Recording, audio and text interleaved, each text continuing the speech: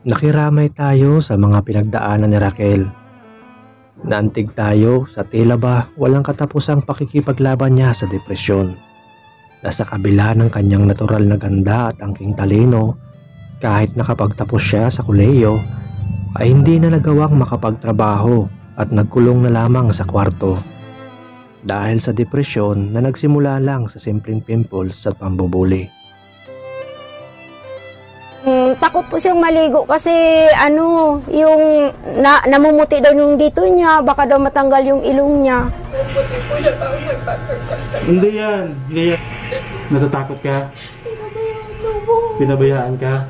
Ha? Ilang taon ka na rito? Ha? Wala 2 taon ka na? Bago pa wala na baga. Pero kumusta na nga ba siya matapos natin siyang ipagamot? Kasi doon sa tinitirahan niya. Ito ate Ito. Magandang balita, dahil ang dating Raquel na takot sa tao at ayaw lumabas ng kwarto, ay nagagawa na ngayong mamasyal, mamili, mag-grocery at mag-enjoy sa buhay.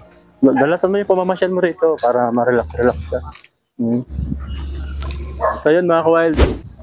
Bali yan, nakita po natin bumubuti-buti na po yung kalagayan ni Raquel. Sa ngayon po, sinama namin siya mamasyal. Ayan, at ayan. Mamasyal po kami. Okay ka lang, Neng? Okay lang? Ayan. Ilang beses na nga po kayo pumunta doon ate sa doktor? 3, kaso lang yung... Na. kasi pagkatapos ng 3 buwan, mabalik kami uli doon. Ayun. Pero yung gamot po niyo, okay pa naman po. Okay naman. Tapos iniinom niya naman po. Nainom na niya. Ano po yung parang nakita niyo ating pagbabago sa kanya? Nakakausap ko na siya ng maayos. Ayos na. Napansin ko yung kwarto niya, nilinis na. Oo, malinis na. Malinis na mga kawal yung kwarto ni Raquel.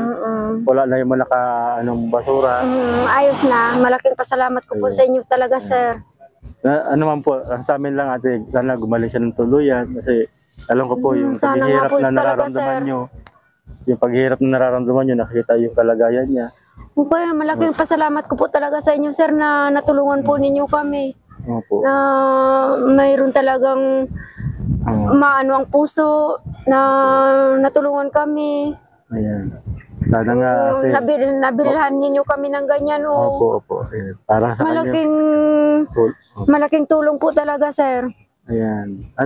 Talagang gusto lang din naman natin, kagaya po ng gusto nyo. Tuluyan po siyang gumaling, mabuhay na po siya ng normal, sana ayos, po masaya. Talaga, sir. Kasi salamat po doon sa aming bagong sponsor na nagpadala ng tulong kay Raquel. Para yan, nakabili po tayo ng ilang mga pangailangan niya, nakapasyal po tayo at siyempre yung magiging gamot niya po sa mga susunod, yung check-up. Maraming salamat po at doon pa po sa gustong tumulong po kay Raquel para patuloy po siyang gumaling, makapagtrabaho kasi graduate po siya ng BS Biology. Pwede siyang magturo.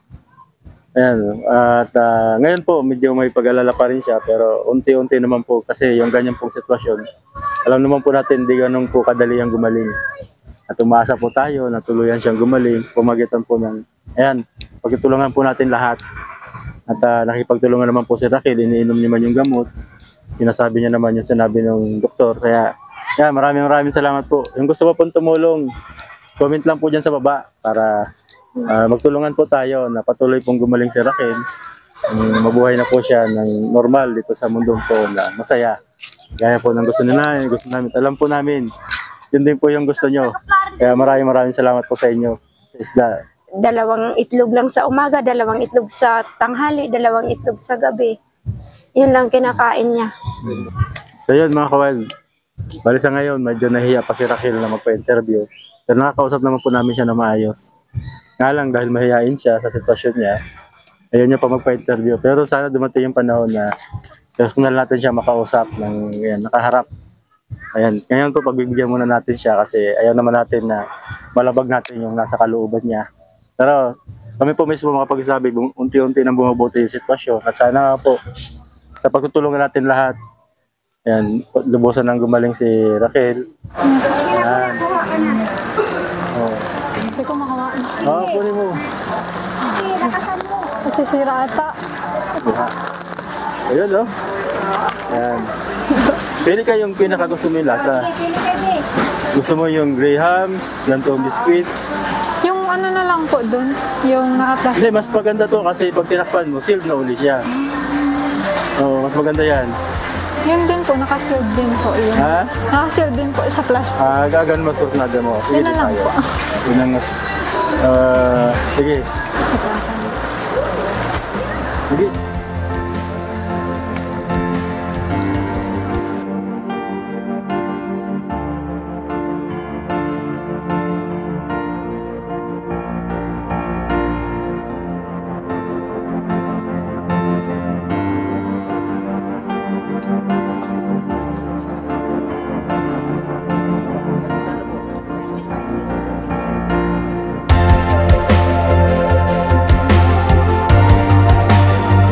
Wala lang yung fountain.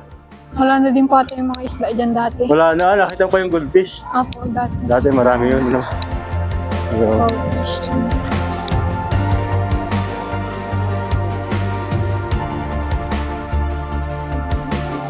bakterya sa bahay. Oo nga, oh. Kasi ayaw din naman namin nadadala yung bakterya natin sa, di ba, yung mga tao, mga ano. Nadadala natin yung bakterya sa bahay.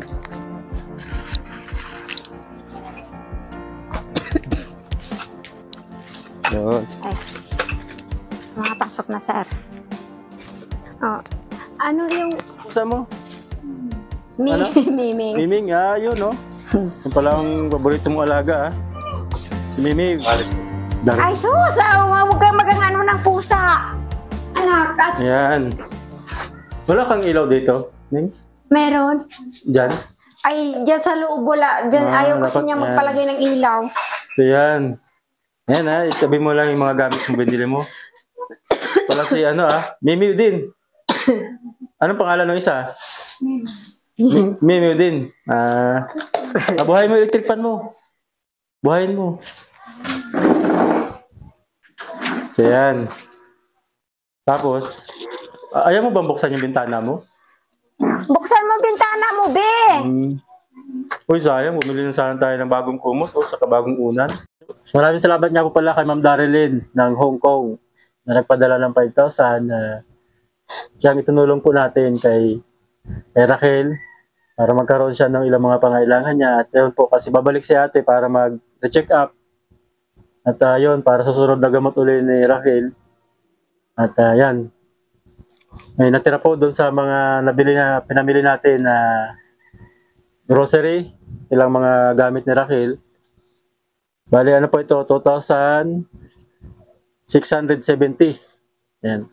Para sakali pong sa susunod natin na papacheck up niyo po kung kailangan niyo pong bumili ng gamot. Ano po?